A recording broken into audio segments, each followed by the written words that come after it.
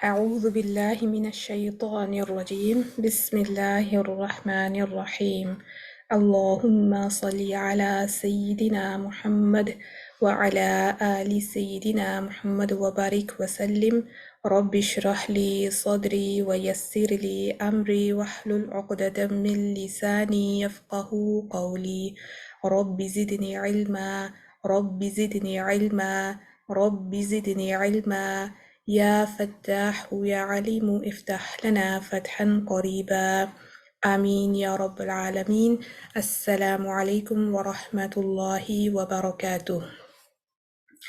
We will be learning in today's session, inshallah, the ruling on Isti'adha. The ruling on Isti'adha, inshallah. So, first we need to know what is Isti'adha. The word Isti'adha is also called as ta'awudh. They both have the same meanings. So let us see what does it mean in the language and applied definition. So in Lugha, it's called to seek refuge. The word Isti'adha, it comes from the root letters Ain, Waw, and Dhal, which means to seek refuge. When we use it as applied definition, it means to say أعوذ بالله من الشيطان الرجيم. I seek refuge with Allah from Shaitan, the cursed, rejected. Shaitan is described as Ar-Rajim, that is rejected by Allah and distant from His mercy and all good. There are different wordings used for saying al-isti'adha. The common wordings that we use is أعوذ بالله من الشيطان الرجيم. However, there are other valid wordings used for seeking refuge with Allah subhanahu wa ta'ala. So let us see what are those wordings. أعوذ بالله من الشيطان الرجيم إن الله هو السميع العليم. Or you can also say أعوذ بالله السميع العليم من الشيطان الرجيم. أعوذ بالله العظيم من الشيطان الرجيم. All of these wordings are valid. So depends in what situation you might need to use a different wording. What is the hukm of using isti'adha? So when it comes to the recitation, we got two opinions of the scholars. Number one, there are scholars of recitation and fiqh who are of the opinion that it is mustahib to say isti'adha before starting your recitation. And they take their proof from the hadith of the Prophet Muhammad sallallahu alaihi wasallam, where the Prophet sallallahu alaihi wasallam sometimes read isti'adha and sometimes he didn't. So the scholars, they take their view from there and call it is mustahib to recite isti'adha, and it is not something which is obligated. However, we have a second opinion of Imam Ibn al-Jazari and al-Thawri and A'da, who say that it is wajib to recite isti'adha. They take their proof from Surat An-Nahl, ayah number 98, according to which Allah subhanahu wa ta'ala, He orders the Muslims to begin the recitation of the Quran with the ta'awudh, with isti'adha. So we have 4 ways of reciting al-isti'adha. So the first one is complete connection, means you connecting the isti'adha with the basmalah, and then you keep on connecting to the first ayah of the surah. The second is complete separation, means You say the isti'adha, you stop, you breathe, and then you say the basmala, you breathe again, and then you say the first ayah of the surah. So when we have a complete connection of these three, you need to be careful with the harakah of the last letter of the word. So normally when we are saying the isti'adha, we turn the last letter into sakin. But when you're connecting, make sure you do say the harakah at the end before you can start the next one. Like this. أعوذ بالله من الشيطان الرجيم بسم الله الرحمن الرحيم قل هو الله أحد. Where there is a complete separation, then you obviously turn the last letter into sakina. أعوذ بالله من الشيطان الرجيم بسم الله الرحمن الرحيم قل هو الله أحد. Now I disconnected all of them and I took the fresh breath before moving on to the next one. The third way is you connect al-isti'adha with the basmala in one breath, and then you disconnect the basmala with the ayah, the first ayah of the surah. So you say the isti'adha and the basmala together like this. أعوذ بالله من الشيطان الرجيم بسم الله الرحمن الرحيم قل هو الله أحد. So that's the third way. The fourth way is separate isti'adha and join basmala with the first ayah of the surah. أعوذ بالله من الشيطان الرجيم بسم الله الرحمن الرحيم قل هو الله أحد. So I took a fresh breath after saying isti'adha and I joined the basmala with the first ayah of the surah. That's the fourth way. So we have these 4 ways of saying isti'adha. Okay, so now we have 2 options when it comes to reciting somewhere in the middle of the surah. So remember, make sure the 4 ways of saying isti'adha that we just done before is about reciting from the beginning of the surah. So as we all know that all surahs, they begin with the basmala, except for Surah At-Tawbah. But when it comes to the middle of the surah, what options do we have? So we have 2 ways. 2 ways reciting al-isti'adha and ayah in the middle of the surah. The first way is you separate the isti'adha from the ayah in the middle of the surah, like that. أعوذ بالله من الشيطان الرجيم إذا ألقوا فيها سمعوا لها شهيقا وهي تفور.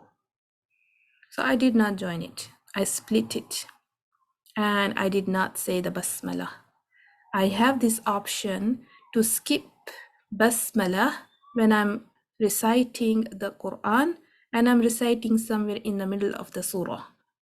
So if I choose not to say the basmala, then I can recite it without it by saying the ta'awudh, the isti'adha, and continue reading in the middle of the surah. But if you choose to say the isti'adha then and the basmala together, then what option do we have? Join isti'adha with the ayah in the middle without basmala. So be careful of these points when you are joining isti'adha with the ayah in the middle. Here, I did not join. I just said the isti'adha and I took my fresh breath and I continued on to the ayah in the middle.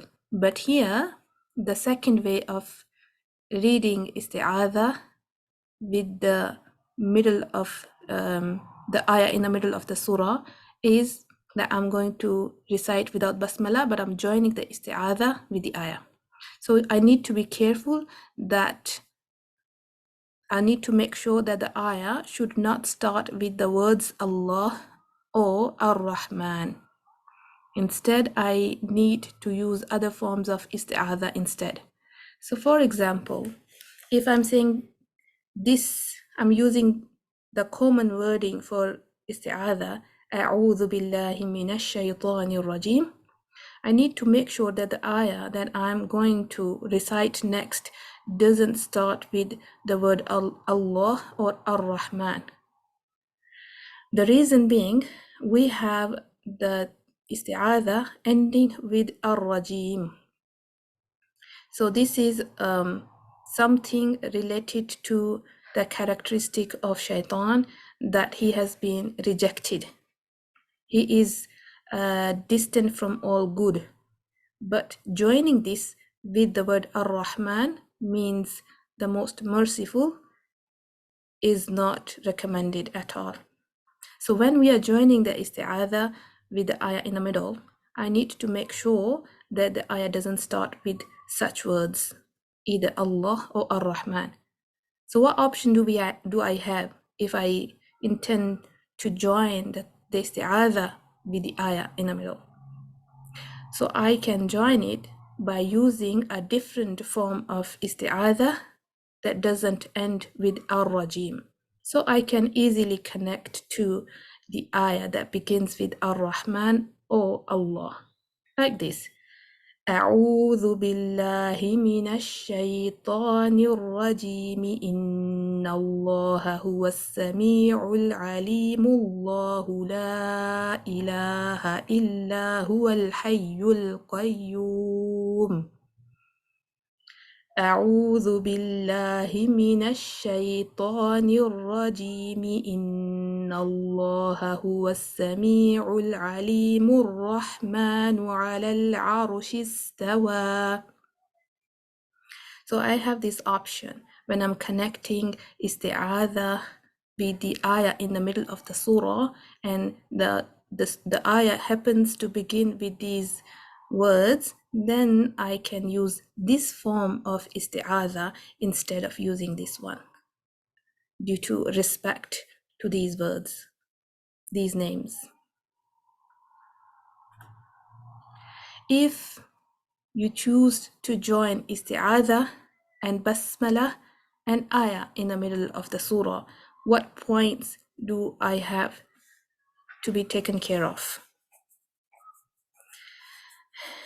Now, the thing that I need to remember is that the ayah in the middle doesn't start with the word ash-shaytan, because I'm adding basmala to it.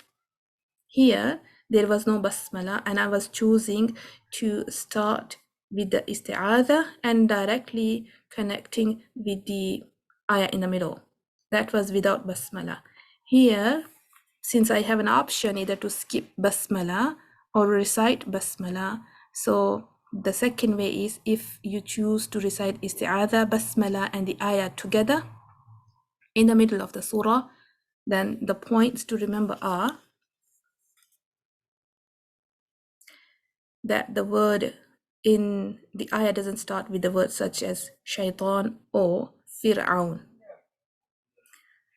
أعوذ بالله من الشيطان الرجيم بسم الله الرحمن الرحيم.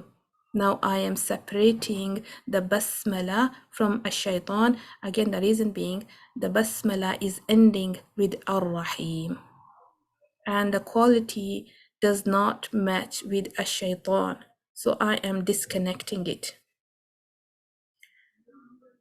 After joining isti'adha with the basmala, you can stop and then read the ayah fresh. Or you can skip basmala and you can connect the isti'adha with this ayah, ash-shaytan. If you use the basmala again and the ayah doesn't start with any of these words, yeah, for example, the ayah is starting